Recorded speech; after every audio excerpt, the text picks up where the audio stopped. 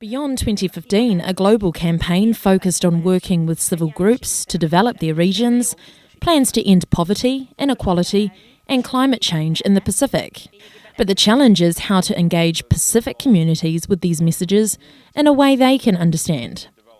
Last week, Pacific media were invited to a workshop in Auckland to come up with ways to get the message through.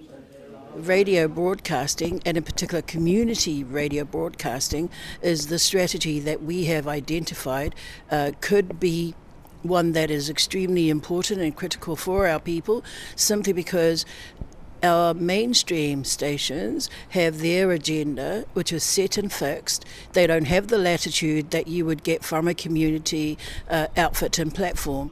Executive Director for the Pacific Women Indigenous Network, Pefi Kingi, says the issue is breaking down the information. Firstly, that the information is disseminated in our mother languages. That's just really critical for any of our peoples to understand exactly what is going on so that they can engage with the agenda, which is global. Until it was actually either broken down or sort of brought to my attention, although we talk of climate change, of equality, inequality and poverty, these are almost like topics or themes that it's almost like a lull, it's a nag, it's like, not that again. Chairman from the Pacific Island Media Association, Ilolahia, says the media need to get Pacific people to care.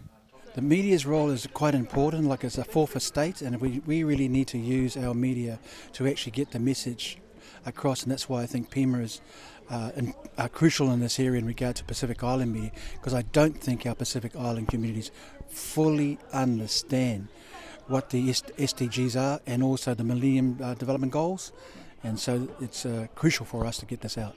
They're not failing, they're just not engaging. And so for us, the radio broadcasters Pacific are extremely important. Not only are they experts at what they do, but they're also, we're assuming that they don't have the bias that necessarily is carried by perhaps mainstream. A bias that PacificWIN member Leota Meredith says affects how Pacific people are seen in the world.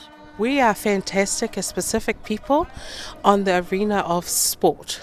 We are fantastic people in the arena of cultural entertainment, of comedy. But on a serious note, the only time that we matter on a political level is when we are the subjects. She says Pacific people need to know how these goals affect them. But it matters. And why does it matter?